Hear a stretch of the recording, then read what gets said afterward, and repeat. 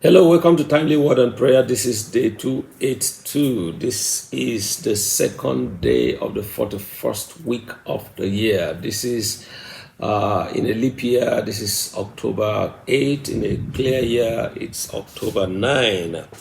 And we give thanks to God who has brought us to this day of the week and this time in the year. And we trust Him to guide us to fulfill His purpose today, to find joy today, and also to be a blessing to others on this day. Now, the key to understanding the chief biblical pattern for this day is the second day of creation narrative. What we have in Genesis in chapter 1, Genesis and chapter 1, verse 6 to verse 8. That's where God created the firmament. Genesis in chapter 1, from verse 6. Then God said, "Let there be a firmament in the midst of the waters, and let them divide the waters from the waters." Thus God made the firmament and divided the waters which were under the firmament from the waters which were above the firmament, and it was so. And God called the firmament heaven. That's important. God called the firmament heaven. So, on the second day of creation, water blocked every space that could be. There was no room for anything else to exist. Just think of that. There was no room for anything to exist. Vertically, horizontally, water covered everywhere. Until God said, "Let there be a firmament in the midst of the waters to divide the waters, so there will be space." So God created space.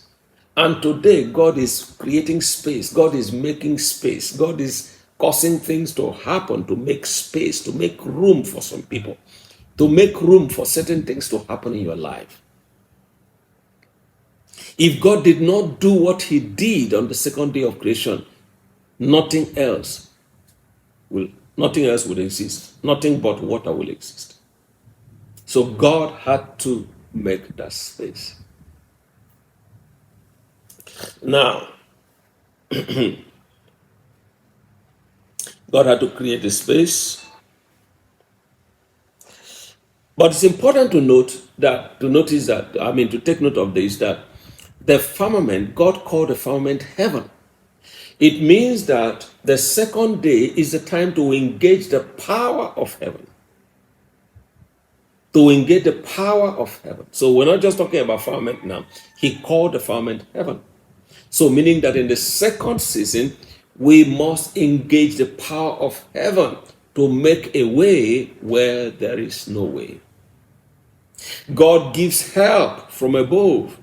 He gives help from heaven, or He gives help through heaven. So this is a time to make a way where there is no way by the power of heaven. The power of heaven. That's the reason it's a good time to pray. The second chapter of 1 Samuel says, "By strength shall no man prevail." By strength shall no man prevail. So it's a time to pray. It's a time to invite heaven to come to walk on the earth. It's a time to, invoke the power of heaven to send help to the earth. So God used the firmament to solve problems on the second day. So that's what we need to learn, that today we need the power of heaven to make things to happen. When you look at the second book of the Bible, you see the power of heaven was what saved Israel from the Egyptian bondage. It was the power of heaven that kept Moses alive.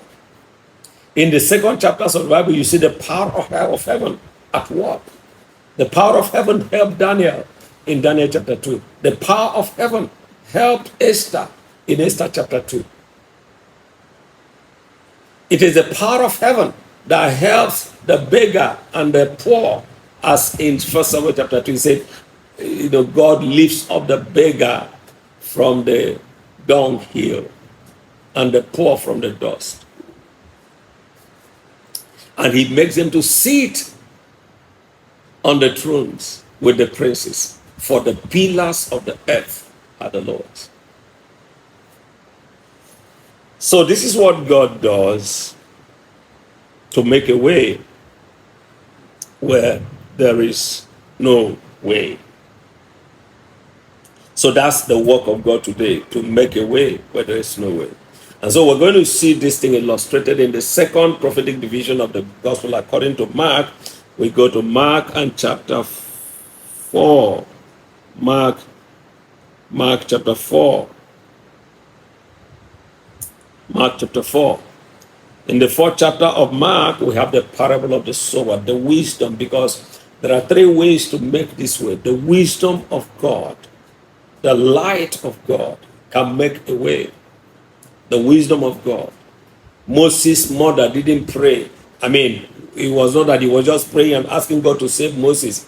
She did something. There was an operation of the spirit of wisdom in her life that made her wrap Moses, put neatly and drop him in the Nile and position Miriam to watch over him. That's wisdom. So in the second season, God uses wisdom to make a way where there is no way. He can also use prophetic utterances, prophetic decrees to make a way. Then he can also use prayer. So Jesus began to teach the parable of the sower, began to teach about different parables about the kingdom of heaven. And he was teaching about how the kingdom of heaven operates. The parable of the sower, not the parable of the sower, the parable of the mustard seeds. He taught different parables about how heaven operates. How heaven operates. So Jesus opened the 4th with wisdom. So this is a day you need wisdom. You need wisdom to know what to do. You need wisdom to know what to do. It was wisdom, by wisdom, that Rahab was able to help the spies. Of course, they too had wisdom by knowing where to go. So God gives wisdom in this season. God gives wisdom in this season. So Jesus used parables. And then after he told his parables and they were to cross to the other side, a storm came against them. But Jesus spoke prophetic decrees. So he used prophetic decrees to calm the waters. Peace be still. He rebuked this one. Peace be still. So that's how he made a way where there was no way. So wisdom and prophetic decrees are there. Of course, Peter had to pray, Lord, do you not care that we perish? And Jesus stepped forward. In Mark chapter 5, we see the same thing. Jesus making a way for a demon-possessed man that nobody could help, for Jairus' daughter, and for the woman with the issue of blood. Jesus healed all 3 in Mark chapter 5. A girl was raised from the dead, a woman was healed, and the man that was possessed with demons was delivered in this book.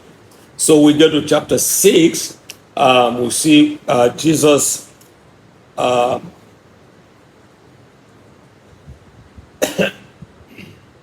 John was beheaded here. John was beheaded. And possibly something went wrong. We have the story of how John was beheaded in this passage, and Jesus fed multitude. Jesus fed multitude, still reaching out to the needy in this season. Jesus walked on the sea, demonstrated power.